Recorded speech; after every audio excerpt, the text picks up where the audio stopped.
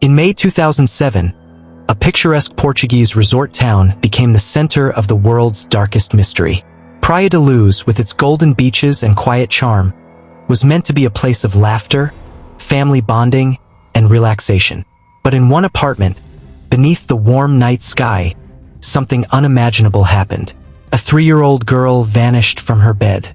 Her name was Madeleine McCann, and her story would become one of the most haunting cases in modern history.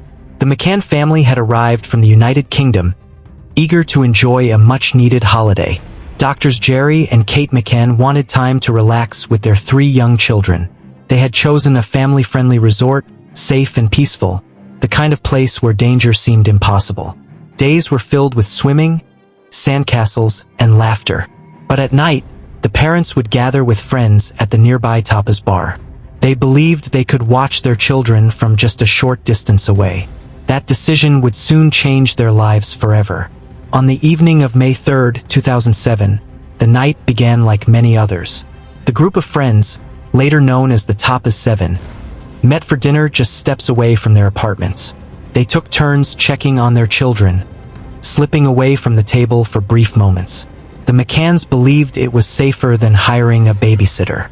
But safety is often just an illusion. As the hours ticked by, an unthinkable crime crept into the heart of apartment 5A.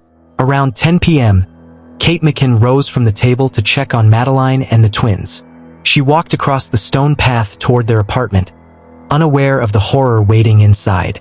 When she pushed open the bedroom door, her heart froze. Madeleine's bed was empty. The sheets were thrown back. A window was open, and the curtain fluttered in the cool night air. In that moment, Kate's world collapsed. Madeleine was gone. Panic spread like wildfire. The resort staff, friends, and strangers searched the complex, calling Madeleine's. To the night, Jerry sprinted through the streets, shouting desperately, hoping she had simply wandered off. But every corner, every alley, every shadow held no answers. Police were called, and soon the sleepy holiday town was flooded with sirens and flashlights. A nightmare had begun, one that would never truly end. As word spread, shockwaves rippled across Portugal and soon the globe. How could a child vanish without a trace in a family resort? Journalists swarmed Praia da Luz, cameras flashing, questions flying. The McCanns faced the unbearable, pleading for their daughter's safe return while the world watched. And behind the cameras, investigators scrambled, searching for clues. But the clock was already against them. Every passing hour meant Madeleine was further away. The first theories painted a chilling picture: an abduction. A child snatched from her bed while her parents sat only meters away. Witnesses began reporting strange sightings. A man carrying a small blonde child. A figure moving quickly through the streets that night. Could Madeleine have been taken right under their noses? The possibility froze hearts everywhere. But evidence was thin, and whispers of doubt soon began to swirl. The Portuguese police, known as the Polícia Judiciária, launched a massive investigation. Roadblocks, searches, door-to-door questioning, nothing was spared. But mistakes plagued the early days. Crime scene contamination, delayed alerts, and a chaotic response allowed crucial evidence to slip away. Investigators struggled to keep control as the world's media descended on the quiet town. The case was no longer just about a missing girl.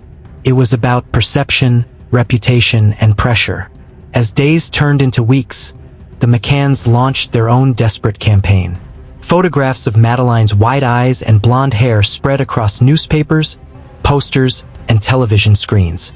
Find Madeleine became a global plea. Celebrities, politicians, even the Pope himself expressed. It was unlike any missing child case before. The whole world seemed to know her face. But knowing her face wasn't enough. Where was Madeleine? Amid the sympathy came suspicion. Some began to question the McCanns' decision to leave their children unattended. Others whispered darker theories. Could the parents themselves be hiding something? The media fueled the fire, with sensational headlines and endless speculation. The McCanns found themselves not just grieving but defending their innocence. The case was turning into a circus, and the truth seemed to be buried deeper every day. One key witness claimed to have seen a man carrying a child that night, dressed in pajamas similar to Madeleine's. The sketch of this mystery man became iconic, plastered across Europe.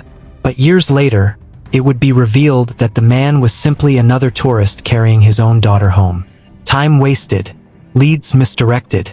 Meanwhile, Madeleine remained missing. Every wrong turn felt like another nail sealing the coffin of hope. Portuguese authorities focused heavily on the McCanns themselves. Dogs trained to detect cadavers and blood were brought into the apartment.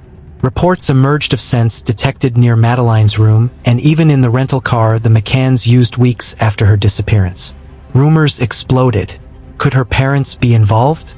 But no concrete evidence was ever found. Still, the damage was done. The parents became suspects in the court of public opinion. As the investigation grew more tangled, political pressure mounted. British police became involved, clashing at times with their Portuguese counterparts.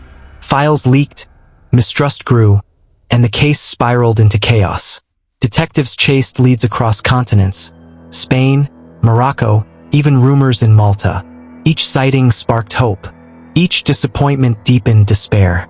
Madeleine seemed both everywhere and nowhere at once. Months passed, then years. Yet the story refused to die. Every anniversary brought new headlines, fresh documentaries, and renewed questions. Some believed she had been trafficked. Others feared the worst. Internet forums dissected every detail, spawning theories that ranged from plausible to bizarre.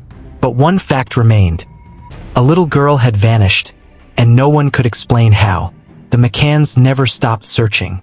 They hired private investigators, launched websites, gave interviews, and raised millions for the search fund. Critics accused them of seeking publicity.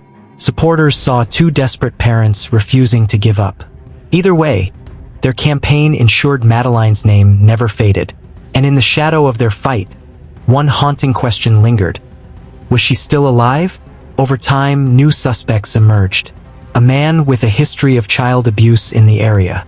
A group of burglars allegedly targeting holiday apartments. Even organized trafficking rings. Each lead was chased, dissected, and often dismissed. But one name, years later, would reignite global attention. Christian Bruckner, a German drifter with a long criminal record. Could he be the shadow that haunted Praia da Luz? In 2020, German prosecutors announced they had concrete evidence that Madeleine was dead, and Bruckner was their prime suspect. He had lived in the region at the time and had a history of sexual crimes against children. But again, proof was elusive. The world held its breath, waiting for confirmation that never came. Madeleine's case remained in limbo, caught between hope and despair, suspicion and silence. What makes this story so haunting is not just the crime itself, but the void it left behind. No body, no confession, no closure, just questions that echo louder with time. Did a stranger break in through the window? Was it someone closer to home? Was it a calculated abduction or a tragic accident covered up? Each theory has believers. Each theory has holes. Praia da Luz still carries the scars.